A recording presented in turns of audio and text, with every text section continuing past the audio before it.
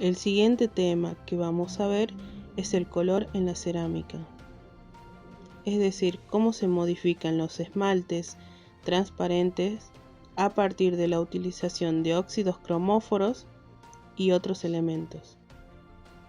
Vamos a tomar como ejemplo dos tipos de esmaltes. Por un lado, el esmalte con óxido de hierro. Aquí se puede ver cómo es la modificación del esmalte transparente brillante a un esmalte mate, conteniendo un porcentaje de óxido de hierro. El otro ejemplo que tenemos es el esmalte con óxido de cobalto. Veamos la diferencia que hay entre el esmalte transparente brillante con óxido de cobalto, el esmalte transparente semimate con óxido de cobalto y por último el esmalte transparente mate con óxido de cobalto. Si bien el color se va modificando de a poco, en la primera muestra el esmalte transparente deja ver el bizcocho, mientras que en las dos muestras que le siguen el esmalte es más cubritivo y el brillo se pierde totalmente. Ahora veamos esmaltes con distintas bases. El primer esmalte que vamos a ver es de base alcalina. Los esmaltes de base alcalina son aquellos en los cuales el fundente principal es un elemento alcalino. Tenemos las muestras con óxido de cobalto y óxido de hierro. Podemos ver que el color en el óxido de cobalto es sumamente notorio a pesar de tener solo 1 gramo de óxido de cobalto, mientras que para que el óxido de hierro tenga un color notorio hay que aplicar aproximadamente 15 gramos.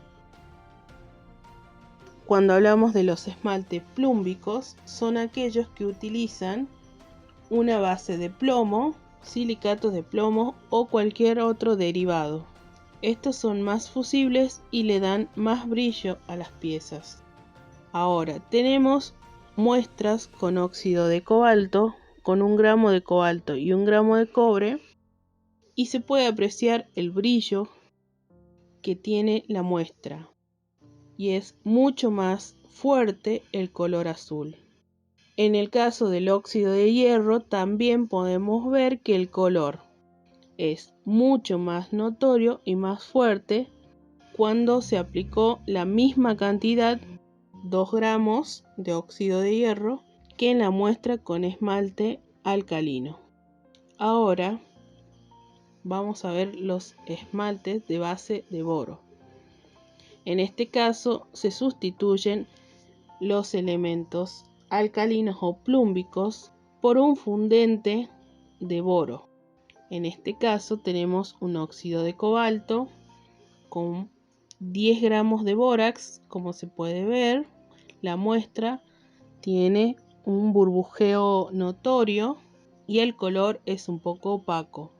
En la muestra de abajo tenemos 10 gramos de bórax, pero aparte 20 gramos de cuarzo, lo cual torna el color azul en un azul grisáceo. Por el lado del esmalte blanco, si bien no se modifica el color, pero sí se modifica tanto la textura visual como la textura táctil, haciendo que la pieza no solamente pierda el brillo, sino también se vuelva un poco más áspera al tacto. En la siguiente modificación vamos a aplicar otros elementos aparte de los que ya vimos. Aquí tenemos el óxido de hierro. En las primeras muestras de base alcalina se le aplicó mica y, como pueden ver, en la muestra de arcilla blanca la mica aparecen pequeños granos entre marrón y dorados, mientras que en la muestra de arcilla roja se torna a un color más dorado. En el caso de la última muestra, se ve que es de base alcalina con óxido de hierro, sin morterear. El óxido de hierro se torna en un negro en ambas muestras. Ahora vemos el óxido de cobalto. Por un lado está la muestra de esmalte alcalino comercial, más bórax, más óxido de cobalto, cuarzo, níquel y CMC, dando como resultado un esmalte áspero, sin brillo y con textura. Por el otro lado tenemos un esmalte satinado comercial más un óxido de cobalto más CMC, el cual da un resultado muy parecido al otro ejemplo, pareciendo un esmalte áspero sin brillo y con textura táctil. Ahora vemos un ejemplo de un esmalte blanco al cual se le aplicó un alambre de cobre. Como pueden ver, el alambre de cobre ha quedado de color gris luego de pasar por el horno. Asimismo ha surgido un color verde agua rodeando este alambre de cobre. Estas piezas se encuentran barnizadas con esmalte blanco, permitiendo que se vea mejor el efecto que deja el cobre en el esmalte. Hablemos un poco de acabados cerámicos.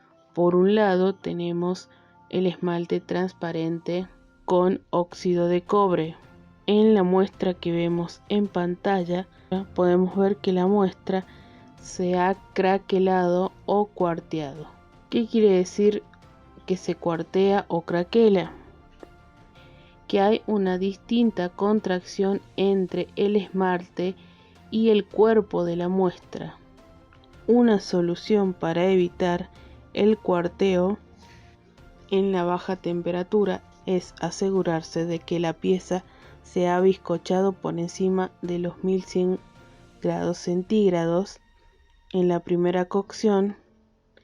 Esto hace que el cuerpo de la pieza se encoja y cuando se aplica el esmalte y se cocina por segunda vez la pieza, se produce un encogimiento tanto del esmalte como de la pieza de forma uniforme.